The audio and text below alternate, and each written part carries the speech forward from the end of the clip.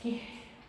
In today's video, we are going to learn about midpoint theorem and its converse. Now, what do you mean by midpoint theorem? Suppose there is a triangle, say A, B, C, such that D is the midpoint of AB and E is the midpoint of AC. Then the line joining these two midpoints, that is DE, will be parallel to BC, the third side of the triangle, and it will be half of it. So according to midpoint theorem, the line joining the midpoints of any two sides of the triangle, like in this case, DE is joining the midpoint of AB and the midpoint of AC. Then this line will be parallel to the third side of the triangle.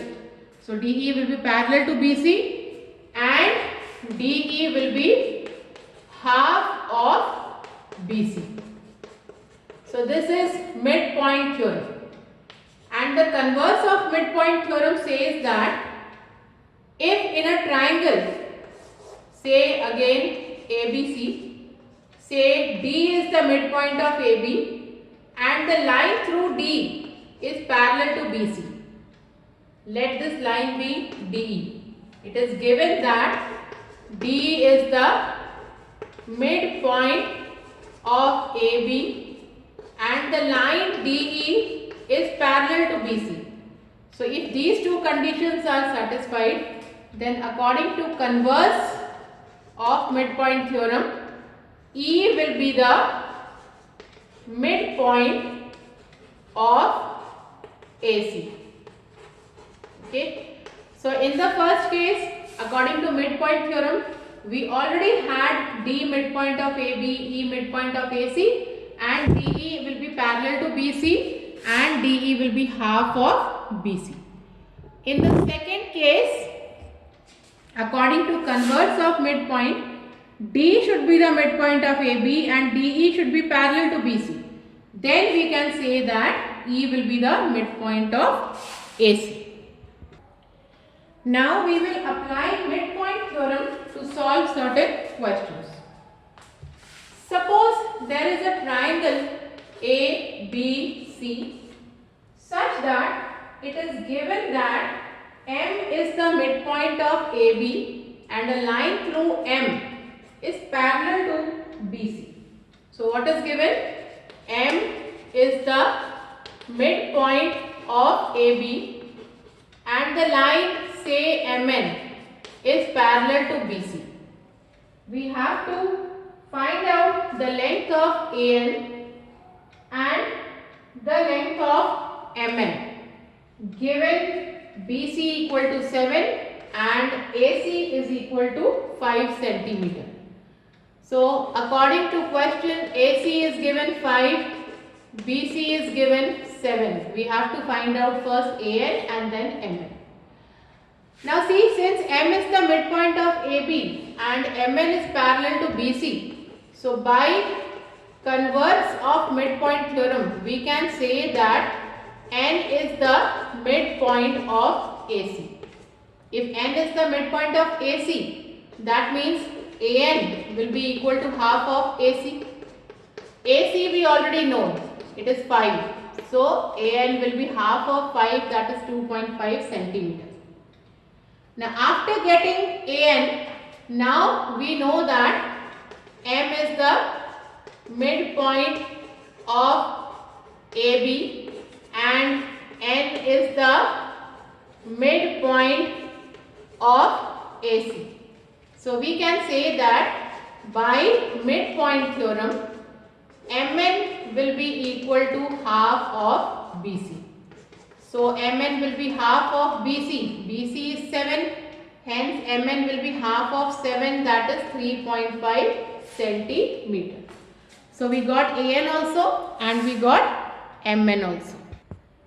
In the next question, suppose there is a triangle ABC in which it is already given that AB is equal to AC.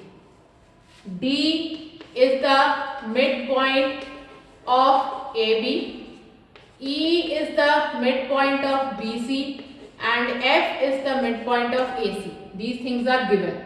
And we have to prove that triangle DEF is isosceles. Means any two sides of these triangles should be equal. So we will start with D and E. D is the midpoint of AB given. E is the midpoint of BC. So if you join DE according to midpoint theorem, DE will be parallel to AC and DE will be equal to half of AC. So this we will get by midpoint theorem. Similarly, if you take E, E is the midpoint of BC and F is the midpoint of AC. So EF will be parallel to AB and EF will be half of AB, again by midpoint theorem. So EF will be parallel to AB and EF will be half of AB, again according to midpoint theorem. Now according to question, it is already given that AB is equal to AC. So since AB is equal to AC, we can say that half of AB will be equal to half of AC. Now half of AB is EF according to equation 2 and half of AC is DE according to equation 1. Now since EF is equal to DE, so two sides of the triangle DEF are equal. Hence we can say that triangle DEF is isosceles. In the next question, it is given that ABCD is a trapezium. So if ABCD is a trapezium, then AB will be parallel to CD. The line AB is given 11, the line CD is given 8. M is the midpoint of AD and N is the midpoint of BC. These things are given to you. We have to finally get the length of MN. So first of all, we will join AC and we will join MN. Take triangle ABC, this one. Here N is the midpoint of BC and ON will be parallel to AB. So by converse of midpoint theorem, we can say that O will be the midpoint of AC. So by converse of midpoint theorem, O will be the midpoint of AC. Now, if O is the midpoint of AC, N is the midpoint of BC, then by midpoint theorem, ON will be equal to half of AB. If ON is half of AB, that means ON will be half of 11. That is 5.5 centimeter. So we got the length of ON. Now we will take triangle ACD. In this, O is the midpoint of AC and M is the midpoint of AD now. So O is the midpoint of AC and M is the midpoint of AD. This is already given. So therefore, OM will be equal to half of CD and parallel to CD by midpoint theorem. Now, since OM is half of CD, so OM will be half of 8. Half of 8 is 4 centimeter. So therefore, total MN is OM plus ON. So OM plus ON. OM is 4, ON is 5.5. So total MN will be 9.5 centimeter.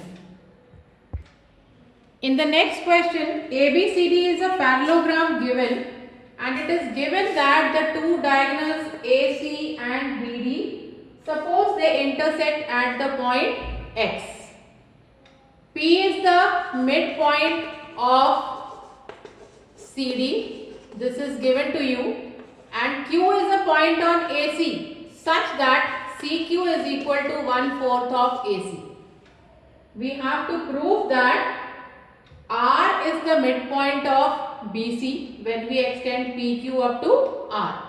And the second thing, we have to prove that PR is half of BD. So for this, we will first of all take the parallelogram and the two diagonals AC and BD. Now in a parallelogram, the diagonals, they bisect each other. Since diagonals bisect each other, that means AX will be equal to CX. This AX will be equal to how much? CX. And the other thing, BX will be equal to DX, since the diagonals are bisecting each other. Now, it is given that CQ is 1/4 of AC. Since AX is equal to CX, AC can be written as twice of CX. Okay, so that means 1/4 into AC. AC can be written as twice of CX. This becomes half of CX equal to CQ. So CQ is half of CX. That means Q is the midpoint of CX. Now, if we start with P here, P is the midpoint of CD, Q is the midpoint of CX. Okay. So in triangle CDX, P is the midpoint of CD and Q is the midpoint of CX. So therefore, the line PX will be, the line PQ will be parallel to DX and PQ will be half of DX by midpoint theorem. So one part we have got. The next thing, Q is the midpoint of CX now and PQ is parallel to DX. So therefore we can say that the line QR, the extension of PQ, will be parallel to BX. Okay. Now Q is the midpoint of CX, QR is parallel to BX. This implies that R will be the midpoint of BC by converse of midpoint theorem. And the other thing, QR will be equal to half of BX, again by midpoint theorem. So first part we have got that PQ is half of DX. The other part we are getting QR is half of BX. So therefore, the total length PR is what? PQ plus QR. PQ can be taken half of DX and QR can be taken half of BX. Take half common, it becomes DX plus BX. And DX plus BX is DB. So therefore we can say that PR is half of DB. In the next question, again a triangle is given ABC where D, E and F are the corresponding midpoints of AB, BC and AC. Then the line AE is cutting DF at the point O. So AE and DF, they intersect at the point O. Then we join OB and OC. P is the midpoint of the line OB and Q is the midpoint of the line OC. So P and Q are the midpoints of OB and OC. So all these things are given to us. We have to prove that PQFD is a parallelogram. So first of all, we will take triangle ABC, the bigger one, and triangle OBC. Okay. In these two triangles, we see that D is the midpoint of AB, F is the midpoint of AC. So DF will be equal to half of BC and DF will be parallel to BC by midpoint theorem. Similarly, in the second triangle OBC, P is the midpoint of OB, Q is the midpoint of OC. So therefore PQ will also be half of BC and PQ will also be parallel to BC. Now with this, what do we get? DF is half of BC, PQ is half of BC, DF is also parallel to BC and PQ is also parallel to BC. That means DF will be equal to PQ. Okay, this implies DF will be equal to PQ and DF will be parallel to PQ. Now one pair of sides DF is equal to PQ, DF is parallel to PQ. Hence we can say that PQFD is a parallelogram, since we have proved one side, opposite side equal and parallel. In the next question we have ABCD, a trapezium in which the side AB is parallel to CD. P is the midpoint of AD and Q is the midpoint of BC. CD is extended up to E and it cuts BE at the point P. We have to finally prove that P bisects BE. That means we have to prove PE equal to PB. So we will take triangle PED, this one, and triangle ABP, this one. So triangle PED and triangle ABP. If you look at these two triangles, the first thing is P is the midpoint. So PA equal to PD. Okay, PA equal to PD because P is the midpoint of AD. The second thing, angle 1 will be equal to angle 2 because they are vertically opposite angles. And the third, angle 3 will be equal to angle 4 because they are alternate angles. So what are we getting? Two angles and one side are equal. So by AAS postulate we can say that the triangles are congruent. Now if the triangles are congruent, then PE will be equal to PB by CP CTC. Hence we can say that P bisects BE. And in the last question of today's video, we have a triangle ABC in which D is the midpoint of AB and F is the midpoint of AC. This is given to us. Then a line through F is drawn which cuts BC at the point E. We have to prove that this figure BDEF is a parallelogram. So first of all, F is the midpoint of the side AC and it is given that the line FE, F is the midpoint of the side AC and it is given that the line FE is parallel to AB. That means FE will also be parallel to BD because BD is a part of FE. Okay. So if FE is parallel to BD, E will be the midpoint of BC by converse of midpoint theorem. Now, the next thing, if E is the midpoint of BC and F is the midpoint of E is the midpoint of BC, F is the midpoint of AC, then by midpoint theorem we can say that EF will be equal to half of AB. Now, we have EF parallel to BD and EF is half of AB.